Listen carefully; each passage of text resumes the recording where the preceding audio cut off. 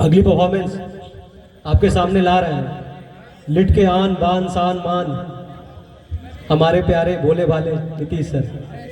आपको हंसाने के लिए अपनी स्टैंड अप कॉमेडी आपके सामने रखना चाहते हैं।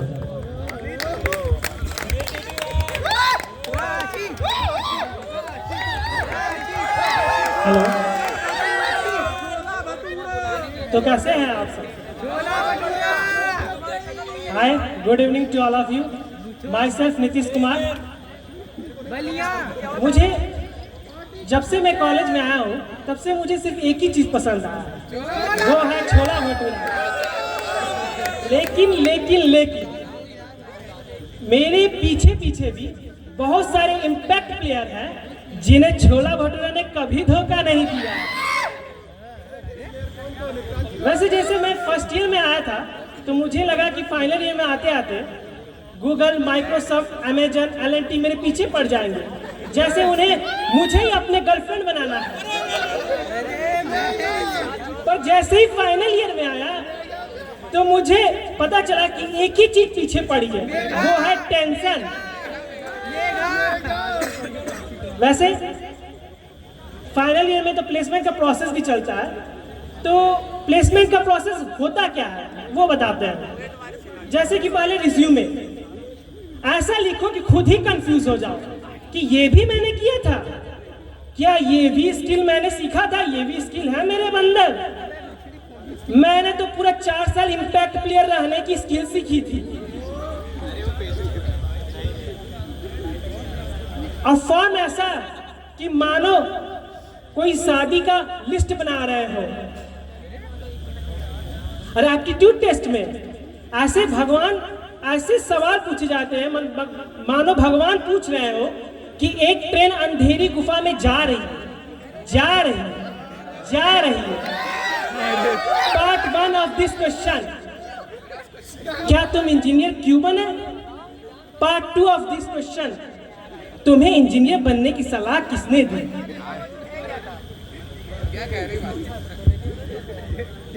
वैसे एट द मोमेंट लास्ट में इंटरव्यू प्रोसेस, इंटरव्यू में क्या हुआ था, एक दिन मैं अपनी कहानी सुनाता हूँ, गाथा सुनाता हूँ। इंटरव्यू मैंने आचार्य ने मुझसे पूछा, oh Nitish, nice to meet you, first of all introduce yourself.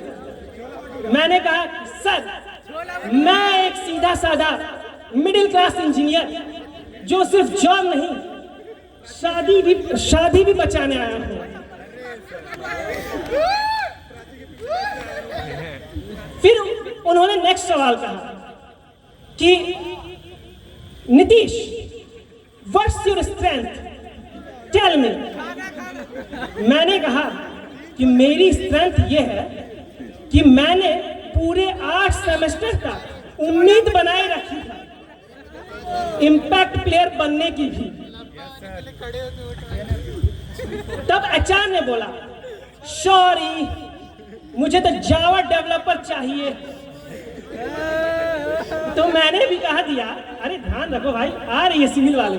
मैंने भी कहा कि मैं जलनिगन डेवलपर हूँ, ड्रेनेज लाइन भी बना देता हूँ और उसमें दिल भी कहा देता हूँ। एनाकोंडा नहीं भाई। वैसे हम इंजीनियर दोस्त हैं, ऐसे दोस्त हैं कि अपने दोस्त को भी गर्लफ्रेंड समझकर, बीवी समझकर कॉल पे बात कर लेते हैं। जैसे मैंने एक दिन रात को ब्लैकआउट के टाइम अपने दोस्त विकास से बात की, जिसे हम प्यार से राय बरेली का भाड़िया भी कहते हैं। तो उससे कहा कि भाई तू कर क्या रहा है? तो उसने कहा कुछ नहीं। उसका डायलॉग यही है, कुछ नहीं। पहले स्टार्ट कहेगा कुछ नहीं, सब ब्लैकआउट देखने आए हैं सब यहाँ पर। अब बताओ, अंधेरा होता ही है कि ताकि कुछ नजर ना आए, कुछ देख ना सके, और ये सब ब्लैकआउट देखने के लिए कैंपस में आए हैं सब। अंधेरे की भी फटी पड़ी है कि साला कोई इज्जत ही नहीं करता है। अब पाकिस्तान से लड़ाई हो रहा है तो पाकिस्तान वहां से ड्रोन फेंक रहा है और हम यहाँ से उसका मलबा। और इस लड़ाई में खास बात एक चीज बताते, इस लड़ाई में एक ही बुआ है जो हम दोनों को समझती है। एनी केसेस कौन है? ट्रंप बुआ। वैसे एक जब जैसे हम लोग आए थे फर्स्ट ईयर में आए, फिर सेकेंड ईयर में आए, तो हमारे जूनियर्स भी आए, तो जूनियर्स की हमने थोड़ी लीव लिए, मजे भी लिए, तो जाते जाते भी तो मजे लेने चाहिए ना, क्यों? है कि नहीं?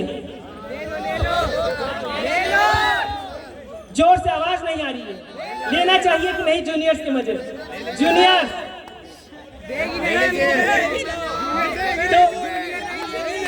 तो क्या होता है कि फाइनल ईयर में हम लोग बनते हैं सलाहकार, बड़े बुजुर्ग वाले बुढ़े सलाहकार, सिर्फ सलाह देते हैं कि ऐसे करो, वैसे करो, ऐसे रहो, वैसे रहो। तो हमारे जूनियर्स भी कम नहीं है। सलाहकार के नाम पर एक टर्म है सलाहकार, उसके नाम पर कुछ और ही ढूंढते हैं। वो पढ़ाई का सलाह तो लेने आते हैं, पर पढ़ाई का नहीं, मैटर्स का बोलते हैं हम लोगों से। सर वो मैटर बताइए। हम भी बोलते हैं कौन वाला मैटर?